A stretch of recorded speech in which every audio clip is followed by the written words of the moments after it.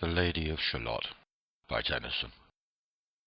On either side the river lie long fields of barley and of rye, that clothe the wold and meet the sky, and through the fields the road runs by to many-towered Camelot.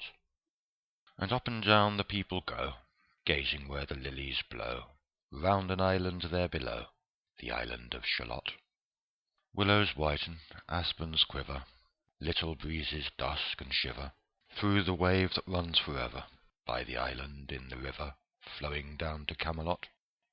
4 grey walls and 4 grey towers overlook a space of flowers, and the silent isle embowers the Lady of Shallott.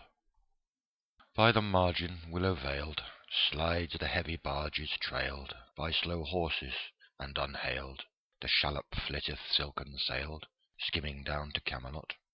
But who hath seen her wave her hand, or at the casement seen her stand, or is she known in all the land, the Lady of Shallott?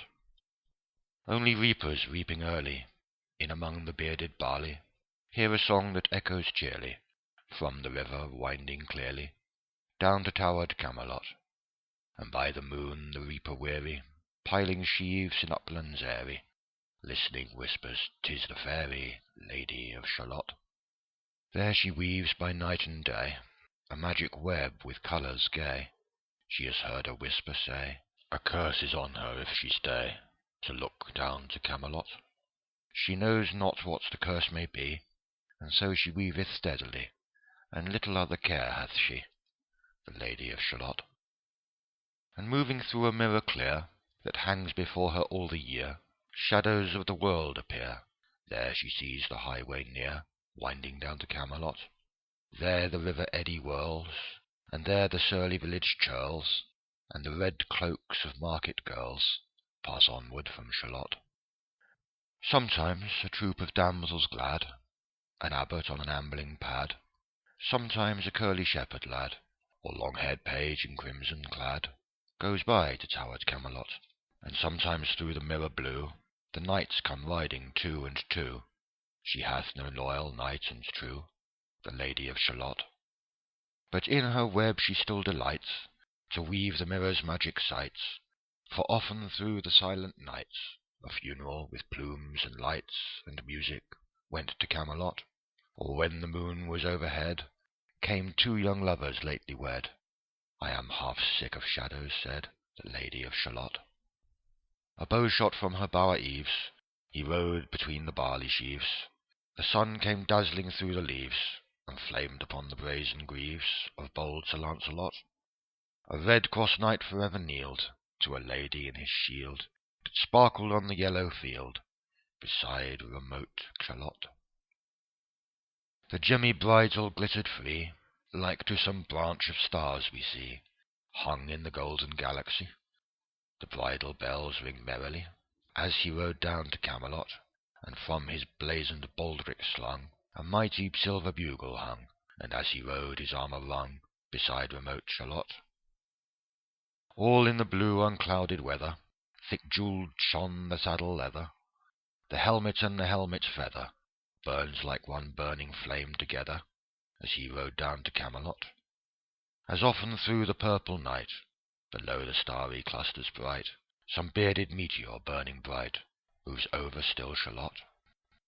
His broad clear brow in sunlight glowed, on burnished hooves his war-horse trode, from underneath his helmet flowed his coal-black curls as on he rode down to Camelot. From the bank and from the river he flashed into the crystal mirror. "Tira-lira by the river," sang Sir Lancelot. She left the web, she left the loom, she made 3 paces through the room. She saw the water-lily bloom, she saw the helmet and the plume. She looked down to Camelot.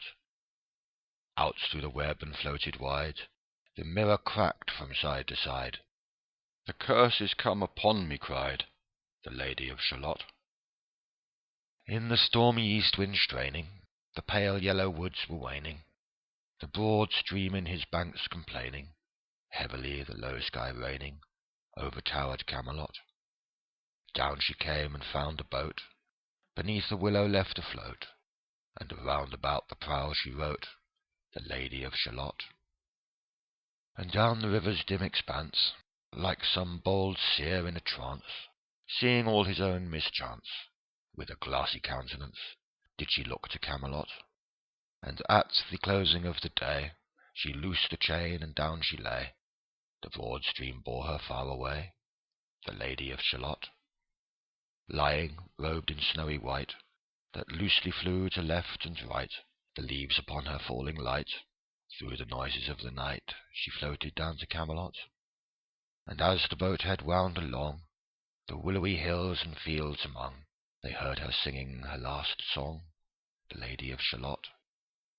Heard a carol mournful holy, chanted loud, chanted lowly, till her blood was frozen slowly, and her eyes were darkened wholly, turned to towered Camelot. For ere she reached upon the tide, the first house by the waterside, singing in her song she died, the Lady of Shalott. Under tower and balcony, by garden wall and gallery, a gleaming shape she floated by, dead pale between the houses high, silent into Camelot. Out upon the wharves they came, knight and burgher, lord and dame, and around the prow they read her name, the Lady of Shalott.